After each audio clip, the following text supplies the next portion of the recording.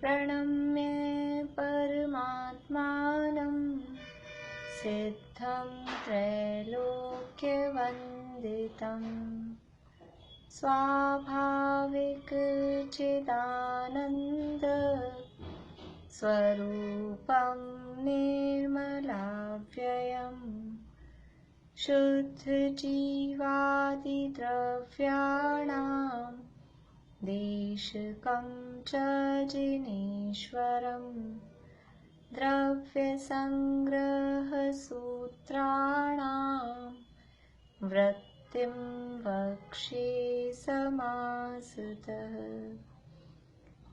जीवमजीवमदव्यं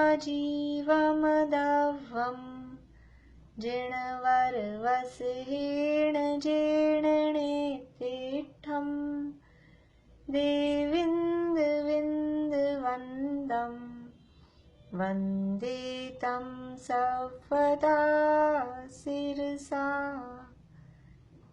कहे जीव अजीव जिनवर वृषभ ने लोक में वे वंद्य सुरपति वृंद से वंदन करूं कर जोड़ में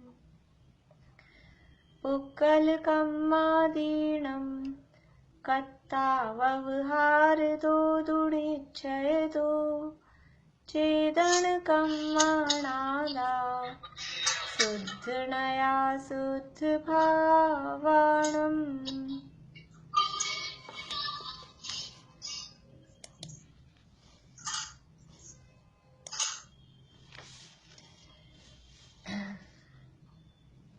गाथाएं बोल लें, फिर दोनों गाथाएं एक साथ बोल लेंगे 26 और 27। देखिए कल यहाँ अपनी बात हुई थी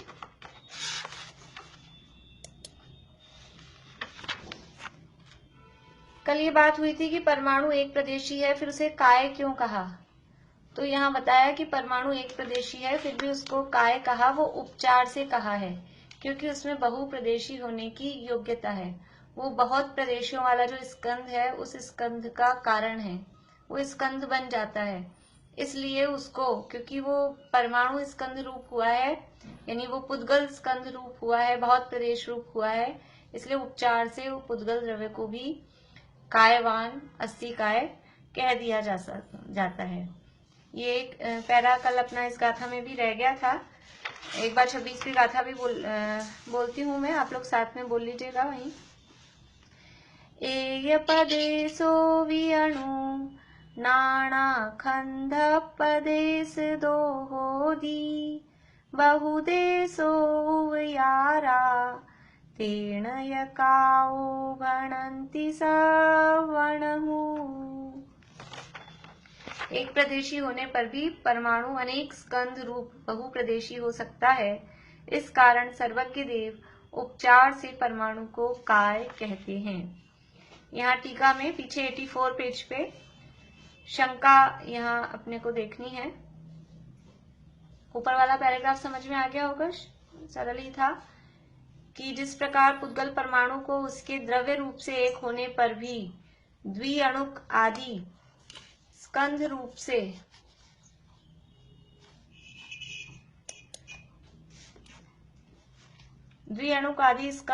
स्कंद पर्याय रूप से बहुप्रदेश रूप कायत्व है, उसी प्रकार कालाणु को भी उसके द्रव्य से एक होने पर भी पर्यायों से कायत्व हो। वो कहे इतनी सारी पर्याय हैं तो उसको भी, काल को भी ऐसा कायपना कहो।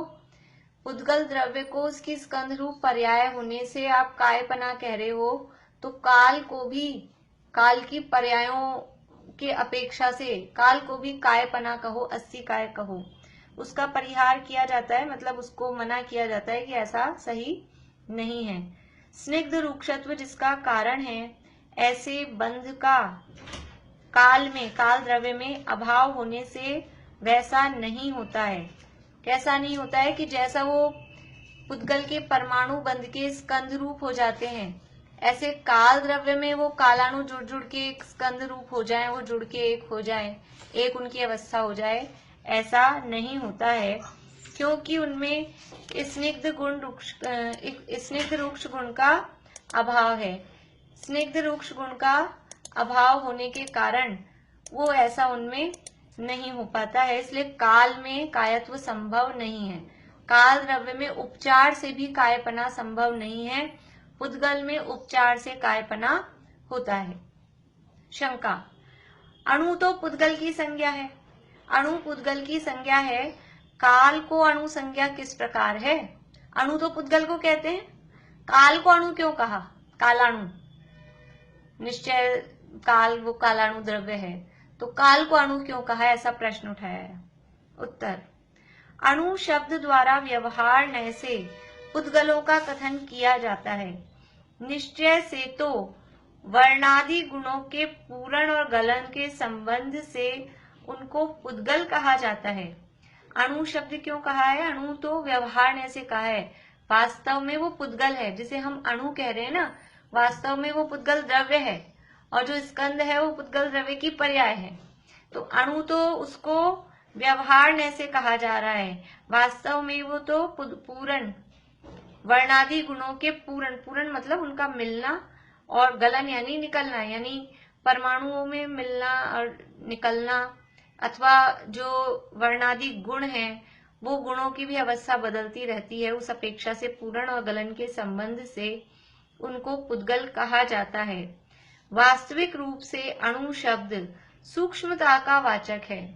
जो अणु शब्द है ना, अणु का अर्थ पुद्गल नहीं होता है, अणु का अर्थ होता है छोटा, सूक्ष्म। अणु शब्द सूक्ष्मता का वाचक है। जैसे कि परम पने अर्थात प्रकृष्ट पने जो अणु है वह परमाणु, परमाणु परम अणु, परम मतलब बहुत उत्कृष्ट रूप से अणु यानी सूक्ष्म, यानी अत्यंत सूक्ष्म, उसको बोलते हैं परमाणु। तो अणु का अर्थ क्या कह रहे हैं? सूक्ष्म। अणु का अर्थ क्या है? सूक्ष्म।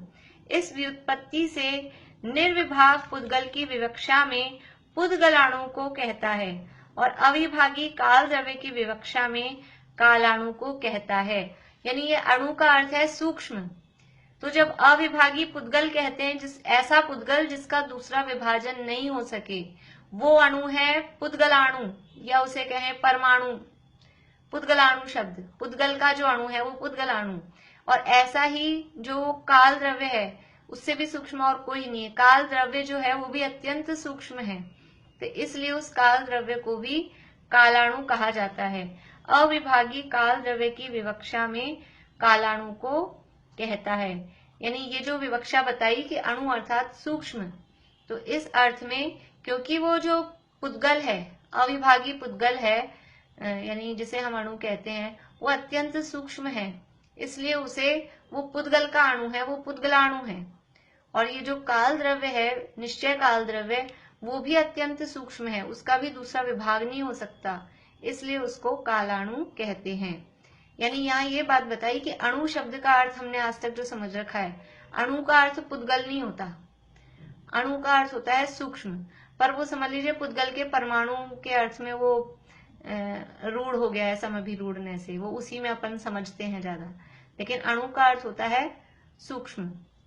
एक अपने 64 रिद्धियों में रिद्धि आती है, अणिमा, अणिमा, महिमा, लघिमा, गरिमा। तो अणिमा रिद्धि का मतलब अणु बराबर सूक्ष्म, अणु बन जाते हैं, वो ऐसा नहीं, लेकिन अणु बन जाते हैं इसका मतलब पुद्गल बन जाते हैं ऐसा नहीं, लेकिन वो शरीर इतना सूक्ष्म हो जाता है, बिल्कुल सूक्ष्म, जितना छोटा हो सकता है, उसी को कहा वो अणिमा रिद्धि है, अणु के बराबर शरीर बना लिया। तो अणु का अर्थ है सूक्ष्म। इस प्रकार से यहाँ पर अणु को जो पुद्गल को जो कायपना कहा वो उपचार से कहा, ये बात इस गाथा में हुई। अब प्रदेश का लक्षण कहते हैं। गाथा पढ़ते हैं। वंदना भाभी आप बोलिएगा। जावदीयं आयासं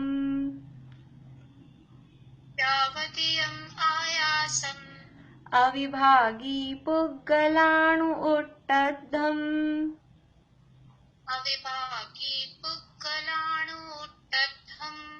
तं खुपदेशं जाने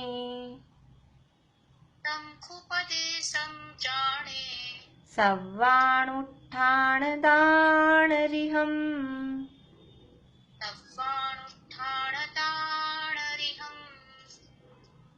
हाँ, अब पूर्णिमा आंटी आप बोलिए। अब जावदियम आयासम, 1 मिनट में करती हूँ। हाँ, अब बोलिए, अब करिए। नहीं हो रहा, अब करिए फिर से।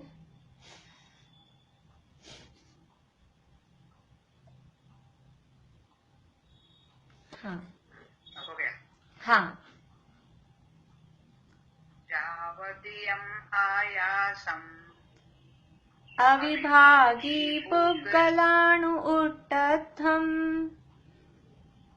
बोलिए। अविभागी पुग्गलाणुट्टद्धम् उट्टद्धम् उट्टद्धम् तम खुपदेशं जाने तमुपदेशं जाने सव्वाणुत्थाणदानरिहम् सव्वाणुत्थाणदानरिहम् दानरिहम्। हाँ, श्लोचना अभी आप बोलिएगा। अब जावदियम् आयासम् अविभागी पुग्गलाणु उट्टद्धम् तम् खुपदेशं जाने सव्वाणुत्थाणदानरिहम्। जावदीयम् आयासम् अविभागी पुग्गलाणु उट्टद्धम् तम् खुपदेशं जाने सव्वाणुत्थाणदानरिहम्। हाँ, देखिए पहले तो अपन पढ़ लें ताकि आज पूरा हो जाए, तो फिर वैसे लास्ट में मुझे लगता नहीं है पाठ का टाइम मिलेगा। पहले गाथा पढ़ने का है, फिर कल भी आप कर लेंगे अपने आप। चलिए अभी पढ़ते हैं पहले, फिर देखते हैं जैसे भी। जावदियम आयासम, जावदियम यानी जितना, और आयासम यानी आकाश। अविभागी पुग्गलाणु, अविभागी यानी जिसका दूसरा विभाजन नहीं हो सके, ऐसा अविभागी। पुद्गल का जो अणु, पुग्गलाणु, अविभागी पुग्गलाणु। उट्टद्धम, उट्टद्धम यानी उससे व्याप्त है, यानी उससे रोका जा रहा है, वो जितने में फैला हुआ है। जितना आकाश अविभागी पुद्गल से व्याप्त है, जितना आकाश अविभागी पुद्गल के द्वारा रोका जा रहा है। उट्टद्धम यानी उसके द्वारा वो कवर किया गया है, ऐसा।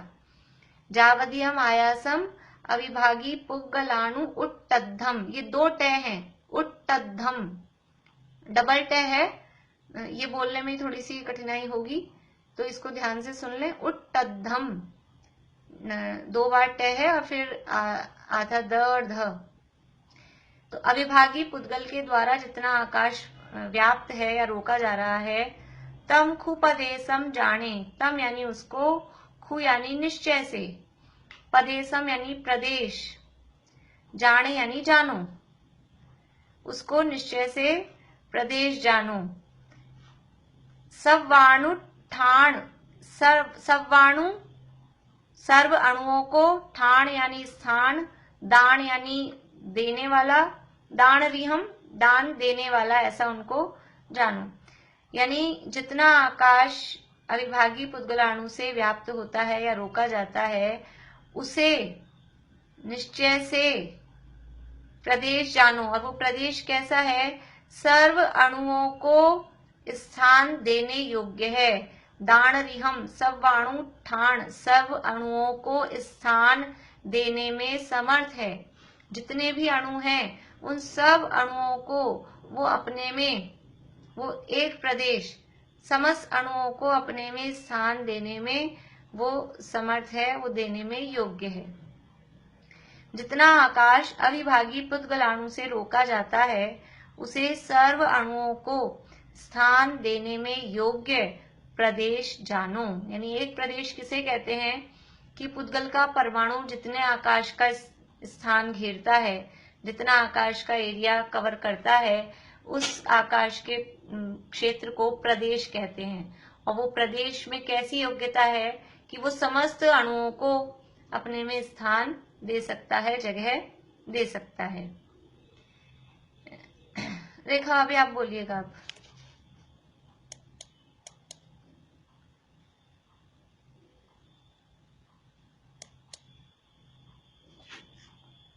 जावदियं मायासम् अविभागी पुग्गलाणुट्टद्धं तं खुपदेशं जाने सव्वाणुत्थानदानरिहम्। अरे आप तो म्यूट हो गए, रुकिए रुकिए, अनम्यूट करिए वापस। जावदियं मायासम् अविभागी पुग्गलाणुट्टद्धं तं कुपदेशं जाने सव्वाणुत्थानदानरिहम्। हाँ, देखिए टीका। जावदियम आयासम अविभागी पुग्गलाणु उट्ठद्धम तम खुपदेशम जाने। हे शिष्य, जितना आकाश अविभागी पुद्गल परमाणु से व्याप्त हो उतने आकाश को स्पष्ट रूप से प्रदेश जानो। ठीक है, जितना आकाश एक प्रदेश जितना आकाश का एरिया एक परमाणु घेरता है उतना एरिया एक प्रदेश कहलाता है। कैसा है वह? अब वो प्रदेश कैसा है, इस प्रदेश की विशेषता बता रहे हैं। सव्वानुत्थान दान रिहम, ये प्रदेश की विशेषता है। कैसा है वह? वह प्रदेश सर्व अणुओं को, सर्व परमाणुओं को और सूक्ष्म स्कंधों को स्थान अर्थात अवकाश देने में योग्य है। यानी आकाश के एक प्रदेश पर समस्त परमाणु, अलग अलग परमाणु आके एक प्रदेश पर एक परमाणु, फिर वही उसी प्रदेश पर दूसरा, तीसरा, चौथा, ऐसे अनंत परमाणु एक ही प्रदेश पर रह सकते हैं।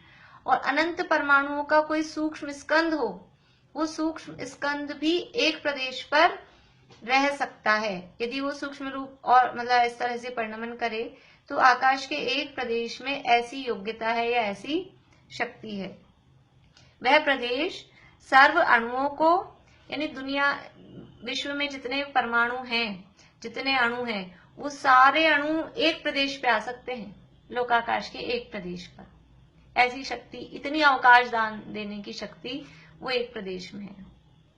वह प्रदेश सर्व अणुओं को, सर्व परमाणुओं को, अणुओं को कहो या परमाणुओं को कहो एक ही बात है, और सूक्ष्म स्कंधों को स्थान अर्थात अवकाश देने में योग्य है।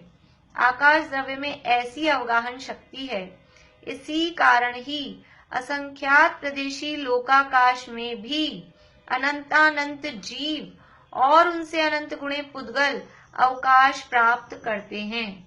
यदि आकाश द्रव्य में ऐसी शक्ति नहीं होती, पीछे भी प्रश्न उठाया था कि आकाश तो असंख्यात प्रदेशी है, आकाश असंख्यात प्रदेशी है, लोकाकाश, और द्रव्य है आपके अनंतानंत, वो कैसे समाएंगे? कि आकाश में ऐसी शक्ति है, आकाश में ऐसी शक्ति है कि असंख्यात प्रदेशी लोकाकाश में भी अनंतानंत द्रव्य स्थान प्राप्त करते हैं, रह सकते हैं। इसी प्रकार जीवों और पुद्गलों के संबंध में अवकाश देने का सामर्थ्य अन्यत्र इस प्रकार कहा है कि किस प्रकार से जीव और पुद्गलों को जगह देते हैं। आकाश के कितने से एरिया में कितने जीव और कितने पुद्गल आ सकते हैं वो बता रहे हैं। यहाँ गोमट सार का उदाहरण दे रहे हैं। एक निगोद के शरीर में भूतकाल में हो गए सर्व सिद्धों से अनंत गुणे जीव द्रव्य प्रमाण से देखे गए हैं। ये गोमट सार जीवकांड की गाथा है 195 नंबर की। ये अपन बोलते हैं बहुत बार, एक निगोद शरीर में एते जीव बखान, तीन काल के सिद्ध सब, एक अंश परमाण। ये उसी गाथा का समझ लीजिए एक अनुवाद टाइप से है। ये क्या बता रहे हैं? एक निगोद शरीर में कितने जीव हैं? एक हमने पहले पीछे पढ़ा है, एक आलू होता है, आलू है सप्रतिष्ठित प्रत्येक वनस्पति, उसमें एक हमने सुई घुसाई और निकाली। अब उस सुई की नोक पे जितना आलू आया, कितना आएगा? नोक कितनी सी, उस पे कितना सा पॉइंट आया। उस आलू की इतनी सी सुई की नोक में कितने सारे यानी निगोद शरीर हैं कि पहले तो उसमें निगोद शरीर, फिर एक एक शरीर में अंडर, फिर आवास, फिर पुलवी, फिर उसमें निगोद शरीर, यानी वो एक स्कंद है। आलू का जो आया ना टिप्पे, वो टिप्पे जो आया वो कहलाएगा एक स्कंद। वो सुई की नोक पे जितना आलू का पार्ट आया है वो भी स्कंद है, वो परमाणु नहीं आया। सुई की नोक पे जो आया वो अनेक परमाणुओं का समूह रूप स्कंद है, तो वो एक स्कंद है। फिर एक स्कंद में असंख्यात अंडर हैं, फिर एक एक अंडर में असंख्यात पुलवी हैं, फिर एक एक पुलवी में असंख्यात आवास हैं, फिर एक एक आवास में असंख्यात लोक प्रमाण निगोद शरीर हैं, और एक एक निगोद शरीर में अनंत अनंत जीव हैं। तो वो जो अंडर, आवास, पुलवी, स्कंद, ये सब तो थे पुद्गल की अवस्थाएं, वो तो इतने तो पुद्गल हैं, और फिर उनके अंदर जीव हैं। यानी एक आकाश का इतना सा एक प्रदेश, यद्यपि हम उसको एक प्रदेश बोल रहे हैं, उसमें भी असंख्यात प्रदेश हैं, तो इतने से आकाश के प्रदेश, उसमें कितने सारे पुद्गल और कितने सारे जीव उसमें आ जाते हैं, आ सकते हैं, ये आकाश की सामर्थ्य बताई है। ये जो बात अपन ने अभी कही ना, ये अपन ने पीछे कौन सी गाथा, 13वीं गाथा के संबंध में कहीं लिखी हुई है अपने नोट्स में, 12वीं 13वीं गाथा के संबंध में नोट्स में दी हुई है ये वाली चीज, अंडर, आवास, पुलवी, ये सब।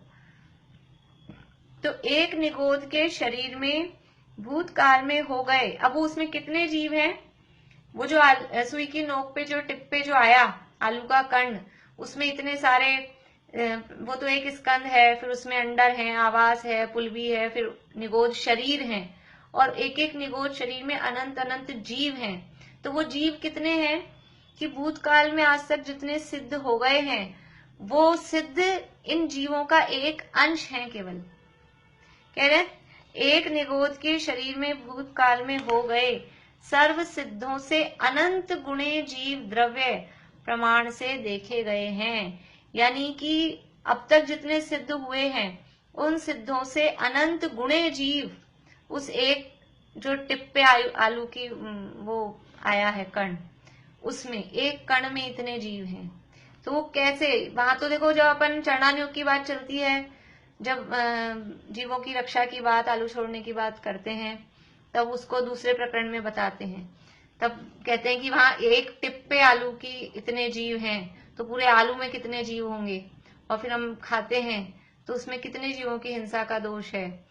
वो वहां चरणानुयोग के प्रकरण में वो बात है। अभी तो यहाँ आकाश द्रव्य की शक्ति बता रहे हैं कि आकाश द्रव्य में कितनी अवगाहना की शक्ति है। यानी इसीलिए देखिए, कर्णानियोग से चरणानियोग की सिद्धि होती है। कर्णानियोग चरणानियोग को पुष्ट करता है। अब हमने कर्णानियोग में पढ़ लिया कि एक आलू की नोक पर इतने जीव हैं, तो अब पढ़ने के बाद में चरणानियोग का पालन होता है कि नहीं होता है जीवन में। कुछ लोग ऐसा समझते हैं भी ये चारों अनुयोग हैं तो ये एक दूसरे के पूरक हैं, एक दूसरे के पोषक हैं, एक दूसरे की सिद्धि करने वाले हैं। तो कर्णानियोग से तो चरणानियोग की जितना भी ये समझ लीजिए जीव समास वाला है जो पूरा प्रकरण है, वो सब चरणानियोग की ही फिर पोषण का है। अहिंसात्मक आचरण की सिद्धि, जीवों के स्थान कहाँ कहाँ हैं, तो जहां जहां जीवों के स्थान हैं वो हिंसा के आयतन हैं, और उनसे हम बचें, तो ये जानकारी कर्णानियोग में ही पता लग सकती है। अभी तो यहाँ आकाश की अवगाहना बता रहे हैं कि आकाश द्रव्य में कितनी सामर्थ्य है कि वो एक निगोद शरीर में इतने जीव हैं जो भूतकाल में जितने सिद्ध हो गए उनसे अनंत गुणे जीव उस एक निगोद शरीर में होते हैं। दूसरा रेफरेंस दे रहे हैं पंचास्ती काय का, पंचास्ती काय गाथा 164। यह लोक सब ओर से विविध तथा अनंतानंत सूक्ष्म और बाधक पुद्गलों से ठसाठस भरा है। देखिए ऊपर गाथाएं भी दी है, गाथा पढ़ते हैं अपन। ऊपर संस्कृत में 86 पेज पे ऊपर है, सबसे फर्स्ट लाइन में, एगणिगोद शरीरे जीवा दव पमाण दो दिठा सिद्धे ही अनंत गुणा सव्येण वितीद कालेण। ये तो जो पीछे अपन ने पढ़ा था, एक निगोज शरीर में जीव द्रव्य कितने प्रमाण हैं कि सिद्धे ही अनंत गुणा, उन सिद्धों से अनंत गुणे। सव्येण वितीद, व्यतीत जो काल हो गया यानी भूतकाल में जितने सिद्ध हुए उनसे अनंत गुणे जीव एक निगोज शरीर में है। अभी 85 काय वाला बोल रहे हैं। ओ गाढ़ गाढ़ निचिदो पोगल काए ही सवदो लोगो, सुह में ही बाध रे ही नंताणंते ही विविधे ही। ओ गाढ़ गाढ़ निचिदो पुग्गल काए ही सवदो लोगे, सर्व ओर से लोक, विविध कितने, सुमहि ही बादरे ही सूक्ष्म बादरों ऐसे पुद्गलों से। ओ गाढ़ गाढ़ निचिदो, ठसा ठस भरा हुआ है, बिल्कुल गाढ़ गाढ़ के ऐसे सूक्ष्म बादर, अनंतानंत सूक्ष्म बादर पुद्गलों से ये भरा है।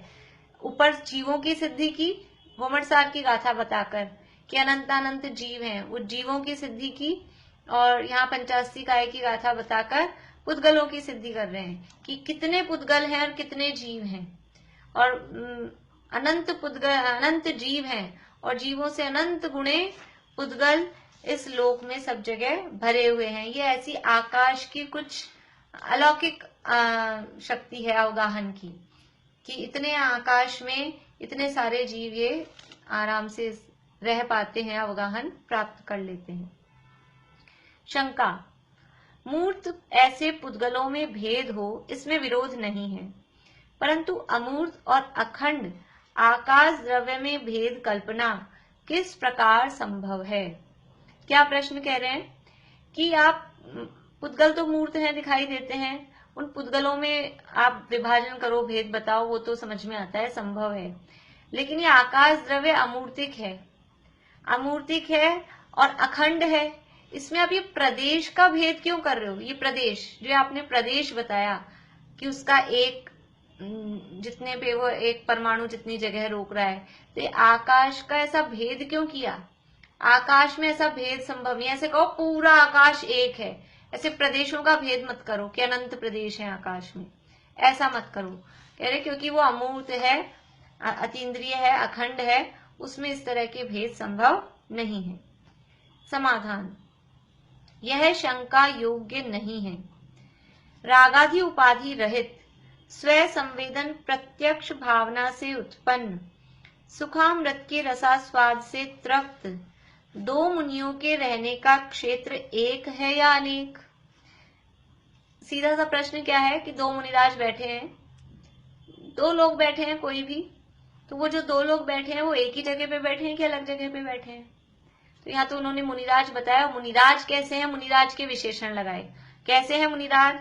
रागादि उपाधि रहित, रागादि से रहित है, 3 कषाय चौकड़ी से रहित है, वीतरागी मुनिराज हैं।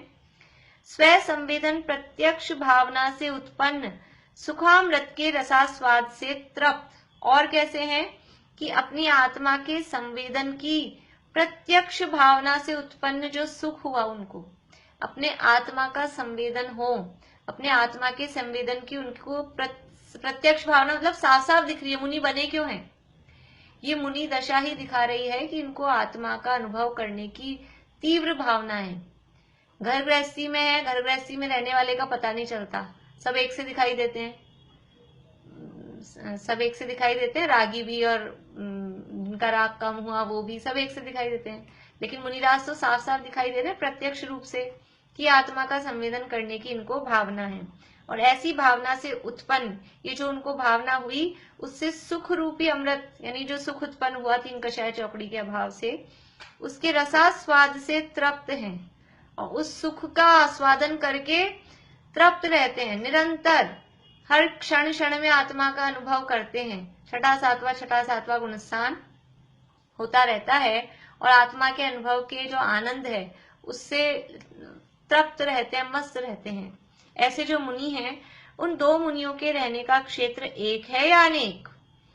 यदि दोनों के रहने का क्षेत्र एक हो तो दोनों एकत्व को प्राप्त होते। अगर दोनों एक ही जगह पे हों दोनों मुनि, तो दोनों एक हो जाएंगे। जैसे अभी ये शरीर और आत्मा एक ही क्षेत्र में है, तो कथनचित किसी अपेक्षा से दोनों को एक कहा जाता है कि नहीं कहा जाता है। ऐसे दो मुनिराज हैं, दोनों एक ही जगह पे कैसे बैठ सकते हैं? एक ही सीट पे दो मुनिराज कैसे बैठ सकते हैं?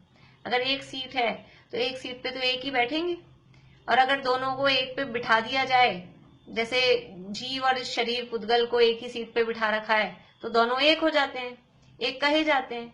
तो यहाँ प्रश्न कर रहे हैं कि यदि दोनों के रहने का क्षेत्र एक हो तो दोनों एकत्व को प्राप्त होते हैं, परंतु ऐसा तो है नहीं। वो दोनों एक तो होते नहीं है। दो मुनिराज हैं, दोनों अलग अलग जगह बैठे हैं, और दोनों एक ही जगह बैठ जाएं तो दोनों मिल जाएं, तो ऐसा तो होता नहीं है कि वो दोनों मिल जाएं, एक हो जाएं। और यदि कहो कि दोनों का निवास क्षेत्र भिन्न है, तो निर्विभाग ऐसे आकाश द्रव्य में भी घटाकाश, पटाकाश इत्यादि की भांति विभाग कल्पना सिद्ध हुई।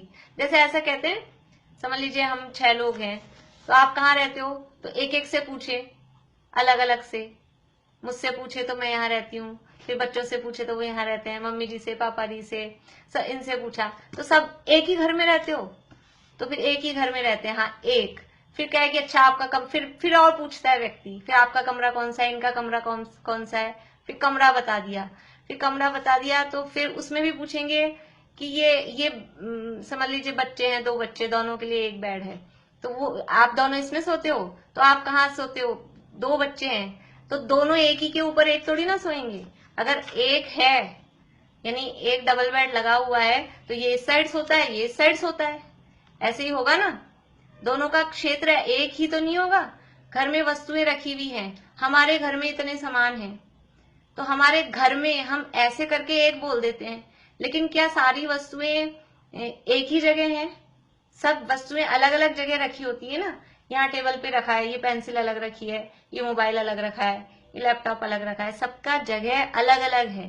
तो ऐसे बोलते हैं अपन, ये वहां रख देना पेन की जगह, ये मोबाइल की जगह, ऐसा बोलते हैं। मोबाइल की जगह, कपड़ों की जगह, बर्तन की जगह, इस गिलास की जगह, या फिर डाइनिंग टेबल पे सीट फिक्स हो जाती है, ये मेरी जगह है, ये तेरी जगह है। ये कैसे कहते हैं कि ऐसा कहा जाता है? क्योंकि वो सब जगह, सब द्रव्य मिलके एक नहीं हो जाते। जैसे 2 मुनिराज अलग अलग जगह बैठे, तो ऐसा कहा जाएगा कि ये इन मुनिराज की जगह है, ये इन मुनिराज की जगह है, ये यहाँ बैठे हैं, ये यहाँ बैठे हैं, ये वस्तु यहाँ रखी है, ये वस्तु यहाँ रखी है। तो ऐसा अलग अलग जैसे कहा जा रहा है, वैसे ही ये निर्विभाग आकाश द्रव्य में विभाजन नहीं है, वो अखंड है, फिर भी घटाकाश, पटाकाश ऐसा कहा जाता है। घटाकाश, पटाकाश मतलब ये घड़ा जहां रखा है वो घड़े का आकाश, मतलब घड़े का स्थान। आकाश का मतलब क्या है? आकाश का मतलब है स्थान। तो घटाकाश का मतलब है घट जहां रखा है, घड़ा जहां रखा है, घड़े की जगह। जैसे अभी हमने कहा ना, ये हर चीज की जगह होती है अपने घर में। चीनी का डब्बा निकाला, अब बोलेंगे इसको जगह पे कौन रखेगा? जैसे किसी ने वहीं छोड़ दिया निकाल के, तो क्या कहेंगे? इसको जगह पे कौन रखेगा? मतलब उसकी जगह अलग है। हर चीज की जो जगह है, तो घड़े की जो जगह है वो कहलाएगी घटाकाश। पट यानी कपड़े, कपड़े की जो जगह है वो कहलाएगी पटाकाश। तो ऐसे घटाकाश, पटाकाश इत्यादि की भांति विभाग कल्पना सिद्ध हुई। इस प्रकार से, क्योंकि सब वस्तुएं अलग अलग जगह प्राप्त कर रही हैं, सब वस्तुएं अलग अलग जगह प्राप्त कर रही हैं अखंड आकाश में, इस अपेक्षा से उस अखंड आकाश में भी भेद सिद्ध हो जाते हैं। वो प्रदेश क्योंकि अलग अलग हैं, प्रदेश अलग अलग हैं, तो एक अखंड आकाश में भी इस तरह से भेद की बात सिद्ध हो जाती है। अनेक यानी अनंत प्रदेश उस तरह से उसमें सिद्ध होते हैं, और लोकाकाश में असंख्यात प्रदेश होते हैं। इस प्रकार 5 सूत्रों से 85 काय का प्रतिपादन करने वाला तीसरा अंतराधिकार पूर्ण हुआ। इस प्रकार श्री नेमी चंद्र सिद्धांति देव विरचित द्रव्य संग्रह ग्रंथ में नमस्कार आदि 27 गाथाओं द्वारा 3 अंतराधिकारों द्वारा 6 द्रव्य और 85 काय का प्रतिपादन करने वाला प्रथम अधिकार समाप्त हुआ। तो ये पहला अधिकार 27 गाथाओं वाला अपना संपन्न हुआ है। इसके बाद में चूलिका है। चूलिका किसे कहते हैं? कि जो बात अधिकार में कही गई है वो, या जो कहने से रह गई है वो, तो कुछ उक्त कुछ अनुक्त, जो ऐसी बातें हैं, समझ लीजिए कि वापस से आजकल के जमाने में जैसे परिशिष्ट बनाते हैं, कुछ वापस से कुछ कहना है, कुछ इसमें नहीं कहा गया वो भी कहना है, जो कहा गया है वो भी कहना है, एक रिवीजन जैसा। तो ये चूली का है 4-5 पेज की, ये अपन फिर बाद में ले लेंगे। आज अपनी 27 गाथा यानी पहला अधिकार तो हो ही गया है, अब छुट्टियां कर लें आज से, फिर मतलब कल से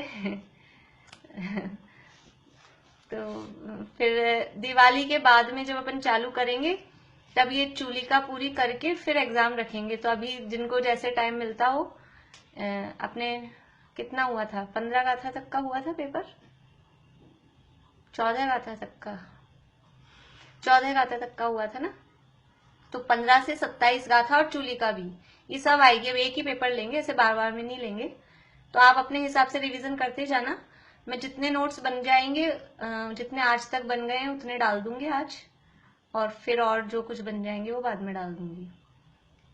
तो अभी आप लोग अब 2-5 मिनट में गाथाएं बोल लीजिए, दोनों 26 और 27 दोनों गाथाएं।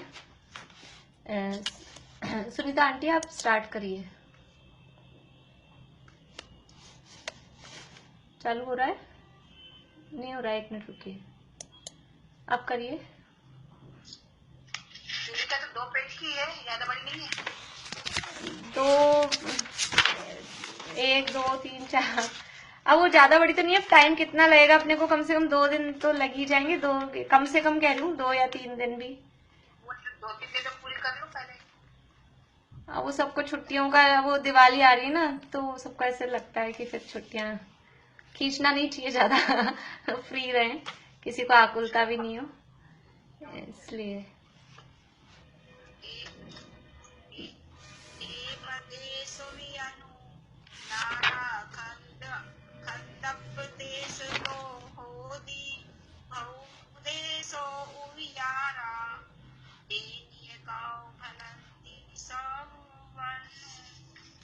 हाँ, मीना चाची का सुखनी। पूर्णिमा आंटी आप बोलिए, इनके बाद सुधाजी पाटनी। 26 नंबर। 26 और 27। सुनीता आंटी आपने 27 बोली क्या? 27 भी बोलिए। अभी नहीं बोली। 27 भी बोलिए।